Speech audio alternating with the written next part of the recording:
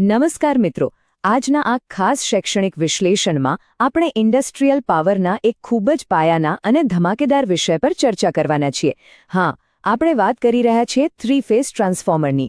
જે લોકો electrical engineering કે ડિપ્લોમા બેકગ્રાઉન્ડ ધરાવે છે તેમના માટે આ કોઈ નવો શબ્દ નથી, પણ આજે આપણે આ ઔદ્યોગિક પાવરહાઉસ વિશે એટલી સરળ અને રસપ્રદ રીતે વાત કરીશું કે તેના તમામ કન્સેપ્ટ એકદમ ક્લિયર થઈ જશે. તો ચાલો ફટાફટ શરૂ કરીએ. તો આજના વિશ્લેષણનો એજન્ડા કંઈક આવો રહેશે. પહેલા આપણે જોઈશું કે 3-ફેઝ ટ્રાન્સફોર્મર છે શું, પછી તેના પાયાના સિદ્ધાંતો, તેની અંદરની રચના અને કાર્યપદ્ધતિ, કેટલાક મુખ્ય કનેક્શન્સ અને અંતે ઔદ્યોગિક ઉપયોગો અને તેના ફાયદાઓ. શરૂઆત કરીએ આપણા પહેલા વિભાગથી.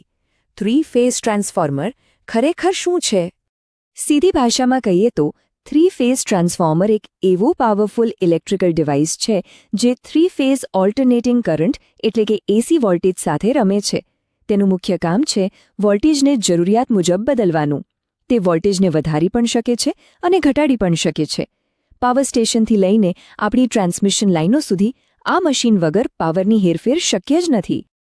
હવે આમાં બે મુખ્ય ખેલાડીઓ છે. એક છે સ્ટેપ અપ ટ્રાન્સફોર્મર અને બીજું છે સ્ટેપ ડાઉન ટ્રાન્સફોર્મર. વિચારો કે વીજળીને હજારો કિલોમીટર દૂર મોકલવી છે તો ત્યાં વોલ્ટેજ વધારવો પડે, બરાબર ને? બસ આ કામ સ્ટેપ અપ ટ્રાન્સફોર્મર કરે છે. પણ જ્યારે એ જ વીજળીને ફેક્ટરીના મશીનો સુધી પહોંચાડવાની હોય ત્યારે એટલો હાઈ વોલ્ટેજ ન ચાલે. ત્યાં વોલ્ટેજ ઘટાડવો પડે અને ત્યાં એન્ટ્રી થાય છે સ્ટેપ ડાઉન ટ્રાન્સફોર્મરની. આ બે કાર્યો જ આખી ઇન્ડસ્ટ્રીનો પાયો છે. તો હવે આવીએ વિભાગ 2 પર. 3-ફેઝ સપ્લાયના પાયાના સિદ્ધાંતો શું છે? સિંગલ ફેઝ સપ્લાય તો આપણે બધાએ જોયો જ છે, પણ 3-ફેઝ સિસ્ટમ આખી અલગ જ ગેમ છે. આમાં 3 અલગ-અલગ અને અત્યંત મહત્વપૂર્ણ ફેઝ હોય છે, જેને આપણે આર ફેઝ, વાય ફેઝ અને બી ફેઝ તરીકે ઓળખીએ છીએ.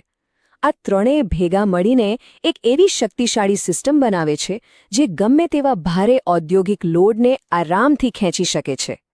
અને આ સિસ્ટમનો સૌથી જાદુઈ આંકડો છે 120. હા, 120 ડિગ્રી. આ ત્રણે ફેઝ ક્યારેય એક સાથે પીક પર નથી આવતા. તેમની વચ્ચે બરાબર 120 ડિગ્રીનો ફેઝ ડિફરન્સ હોય છે. આ પરફેક્ટ ટાઈમિંગને કારણે જ આપણને એકદમ સ્મૂથ અને સતત પાવર સપ્લાય મળે છે, કોઈ પણ જાતના ઝટકા વગર.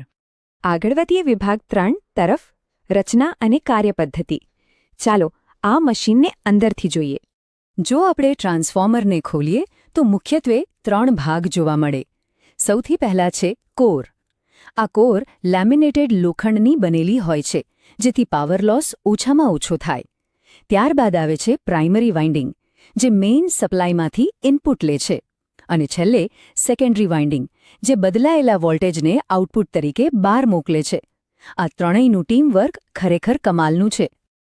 પણ અસલી જાદુ તો હવે શરૂ થાય છે. આખા મશીનનો હીરો છે મ્યુચ્યુઅલ ઇન્ડક્શન. નવાઈની વાત એ છે કે પ્રાઇમરી અને સેકન્ડરી વાઇન્ડિંગ વચ્ચે કોઈ જ ફિઝિકલ વાયર જોડાયેલો હોતો નથી. બંને એકદમ અલગ હોય છે, છતાં પણ એકમાંથી બીજામાં વોલ્ટેજ આરામથી ટ્રાન્સફર થઈ જાય છે. છે ને અદ્ભુત? ચાલો જોઈએ આ કેવી રીતે થાય છે.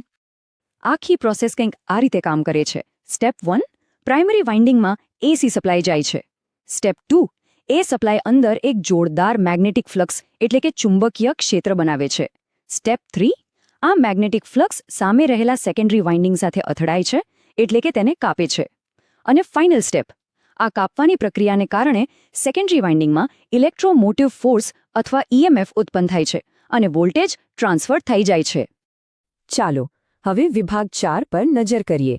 મુખ્ય ટ્રાન્સફોર્મર કનેક્શન્સ. હવે વાઇન્ડિંગ્સ તો બની ગયા, પણ તેને જોડવા કેવી રીતે? ઇન્ડસ્ટ્રીમાં મુખ્યત્વે 4 પ્રકારના પ્રખ્યાત કનેક્શન્સ વપરાય છે. Star star, delta delta, star delta અને ડેલ્ટા સ્ટાર. આ કોઈ રેન્ડમ નામ નથી. દરેક કનેક્શનની ખાસિયત છે. પાવર ડિસ્ટ્રીબ્યુટ કરવો હોય કે મોટી મોટરો ચલાવવી હોય, જરૂરિયાત મુજબ આમાંથી યોગ્ય કનેક્શન પસંદ કરવામાં આવે છે. અને હવે છેલ્લો વિભાગ, વિભાગ 5, ઔદ્યોગિક ઉપયોગો અને ફાયદાઓ.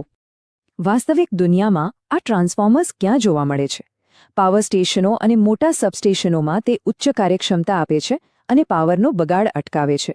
મોટી મોટી ક્રેન કે ભારે ઇન્ડસ્ટ્રીયલ મોટર્સની વાત કરીએ તો આ ટ્રાન્સફોર્મર્સ ગમે તેવા હેવી લોડને આરામથી હેન્ડલ કરી લે છે. અને મોટી ફેક્ટરીઓમાં જ્યાં 1 સેકન્ડ માટે પણ પાવર કટ ન પોસાય ત્યાં આ મશીનો સતત અને એકદમ ભરોસાપાત્ર પાવર સપ્લાય પૂરો પાડે છે. તો આ બધું સમજ્યા પછી એક બહુ જ રસપ્રદ સવાલ થાય છે.